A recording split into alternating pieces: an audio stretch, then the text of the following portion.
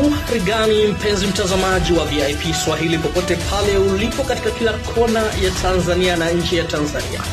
Kwa moyo mkunjufu nipende kukaribisha katika kipindi chetu maalum cha programu ya utangulizi juu ya masuala ya akili bandia. Basi nipende kukaribisha usiende kando ya VIP Swahili ili uweze kupata uhondo wote ambao tumekuandalia. Karibu katika darasa letu murwa kabisa la akili bandia.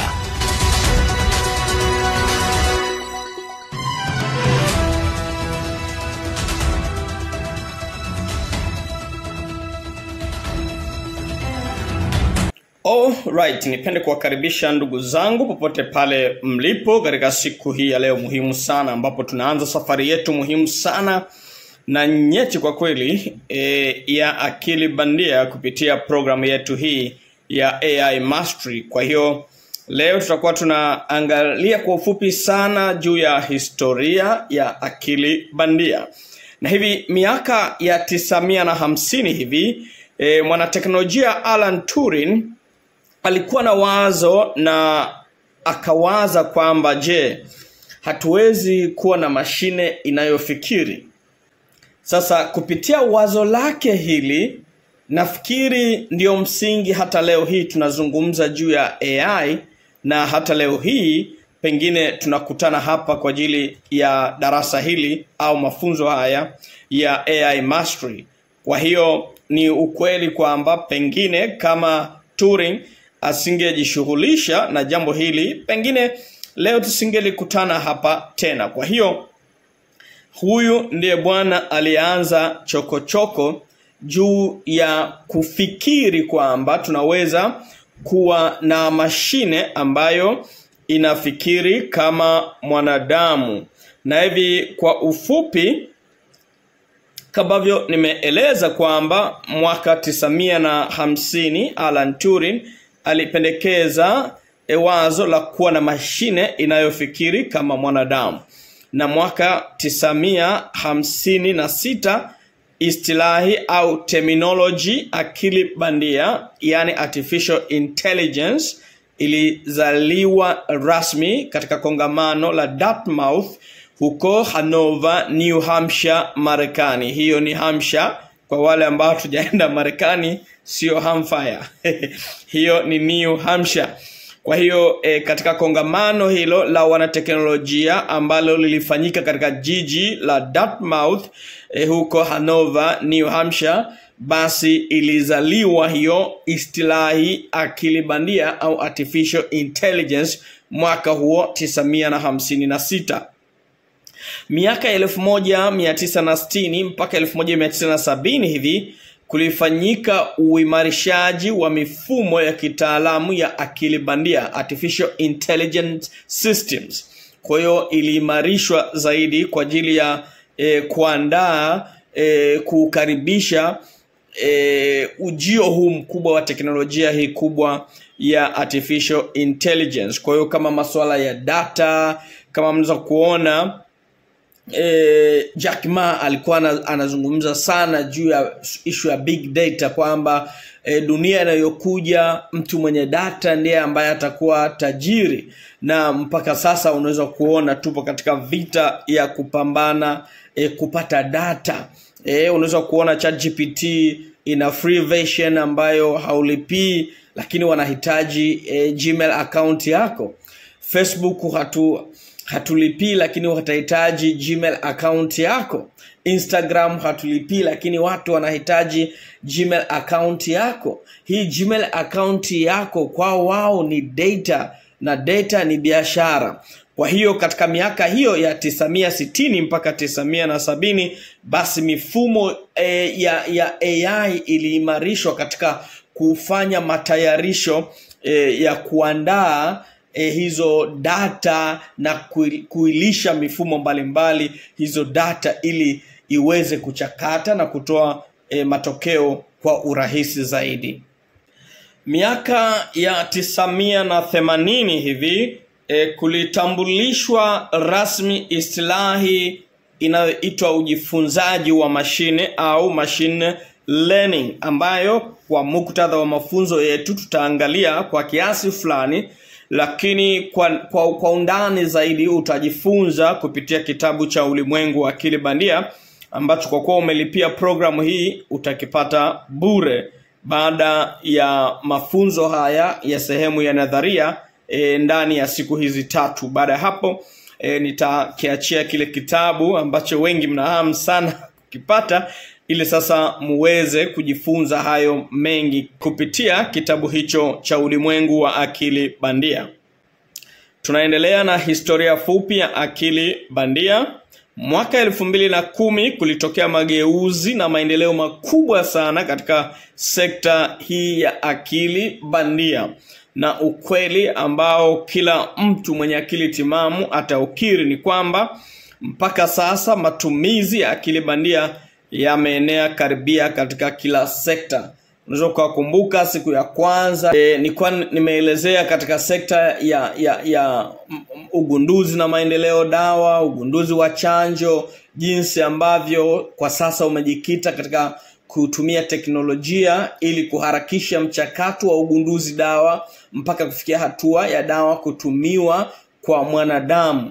Kwa sababu kabla ya hapo mchakato ulikuwa unachukua miaka 10 mpaka 15, lakini kwa sasa unaweza ukachukua chini ya muda huo, na hivi inarahisisha kuokoa maisha ya watu, kupata tiba kwa magonjwa ambayo wakati fulani ni ngumu kupata tiba ya haraka na kadhalika. Kwa hiyo karibia kila sekta ambayo wewe upo, akili bandia inatumika. Akili bandia ndiyo siri ya kufanikiwa maishani.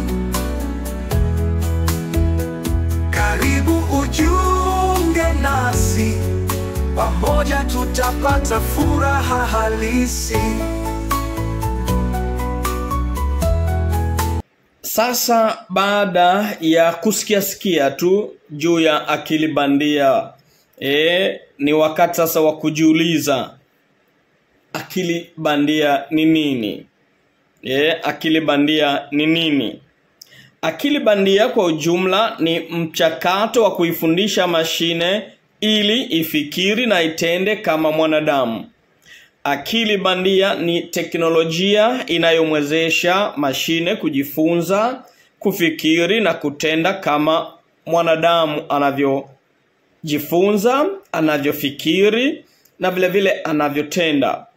Kwa maneno rahisi tunaweza kusema kwamba akili bandia ni juhudi za mwanadamu kuipatia mashine uwezo wa kufanya maamuzi bila uhitaji wa mtu kuiendesha moja kwa moja. Kwa mfano, unapomuuliza ChatGPT jambo fulani, ukishampa ile prompt ChatGPT, yeye atatafuta majawabu mahala fulani na atakuletea. Wakati huo wa mchakato wa ChatGPT kuyatafuta hayo majawabu, wewe haufanyi chochote kile ambacho kinaweza kuonekana ni kumwingilia ChatGPT moja kwa moja katika shughuli yake hiyo. Kwa hiyo ni juhudi za mwanadamu kuipatia mashine uwezo wa kufanya maamuzi bila uhitaji wa mtu kuiendesha moja kwa moja. Akili bandia imejengwa kwa kutumia program na mifumo ya kihisabati inayoiwezesha mashine kujifunza kutokana na uzoefu wake. Zamani kompyuta zilihitaji kupewa maagizo ya moja kwa moja kwa kila jambo, lakini leo hii kupitia AI kompyuta zinaweza kujifunza zenyewe kupitia mifumo inayojulikana kama ujifunzaji wa mashine au machine learning na deep learning, kama ambavyo tutakuja kuona katika safari yetu hii ya AI Mastery. Sasa badala ya kupewa maagizo ya moja kwa moja, mashine sasa hupewa data nyingi na kutumia algorithm. Tutakuja kuona algorithm ni nini. Mimi huwa nazita ni kanuni digitali. Tutakuja kuelewa vizuri huko. Kwa hiyo kwa kutumia algorithm inaweza sasa kufahamu mifumo ya tabia, inaweza pia kutabiri matokeo ya jambo au kitu fulani, na hata kutoa maamuzi kwa usahihi mkubwa sana. Kwa mfano, kama umempa taarifa ya mara kwa mara kwamba jotoridi likiwa 19 mvua itanyesha. Maana yake yeye AI akishaona jotoridi lile na kama kweli imeshawahi kunyesha mvua mara kadhaa, kwa hiyo yeye atakuwa anajua kwamba akiona hilo jotoridi anaweza kutoa utabiri kwamba ni uwezekano mkubwa kwamba mvua pia itanyesha. Kwa hiyo kwa namna rahisi ambayo unaweza ukaelewa tunapozungumzia shauri la kuilisha data, na kupitia data inajifunza na kutengeneza patterns mbalimbali, na kupitia hizo patterns sasa inaweza kuweza hata kutabiri kwamba kutokana na taarifa hizi basi jambo linaweza kuwa hivi. Kwa hiyo kwa ujumla shauri la AI katika dhana ya maana yake ni hiyo hapo. Akili bandia ndiyo siri ya kufanikiwa maishani. Karibu ujiunge nasi, pamoja tutapata furaha halisi. Sasa baada ya kuona AI ni nini, akili bandia ni nini, akili dijitali ni nini, nafikiri ni wasaa kujifunza pia juu ya akili bandia inahusu nini hasa. Akili bandia au AI inahusu mifumo ya kompyuta inayoweza kutekeleza kazi ambazo kwa kawaida zinahitaji akili ya binadamu kutekeleza. Akili ya mwanadamu ina uwezo wa kujifunza, ina uwezo wa kufanya maamuzi, ina uwezo wa kutatua matatizo, ina uwezo wa kuelewa lugha ya asili, ina uwezo wa kiutambuzi, ina uwezo wa kuchakata na kuchanganua taarifa mbalimbali. Sasa katika wazo hilo la kuwa na mashine inayofikiri kama mwanadamu, ndipo ilipokuja haja ya kuhakikisha kwamba mashine nayo inaweza kuyafanya mambo ambayo akili ya mwanadamu inayamudu pia kuyafanya, na mambo hayo ni kama hayo ambayo nimeyataja na mengine mengi ambayo sijayaorodhesha hapa. Kwa hiyo katika mfanano huo wa mashine inayofikiri kama mwanadamu, na kwa kujua kwamba mwanadamu anafikiri kwa kutumia akili, ndipo wazo la kwamba basi na mashine ipewe akili au ipewe kitu kinachofanana na akili ya mwanadamu ili iweze kutenda mambo ambayo akili ya mwanadamu inaweza kuyatenda. Kwa hiyo kwa jumla akili bandia inaweza kujifunza, kufanya maamuzi, kutatua matatizo, kuelewa lugha ya asili kama ambavyo tutakuja kuona katika undani wake. Kwa wale ambao watasoma kitabu vizuri wataelewa zaidi. Vile vile inaweza kufanya utambuzi, vile vile kuchakata na kuchanganua taarifa mbalimbali.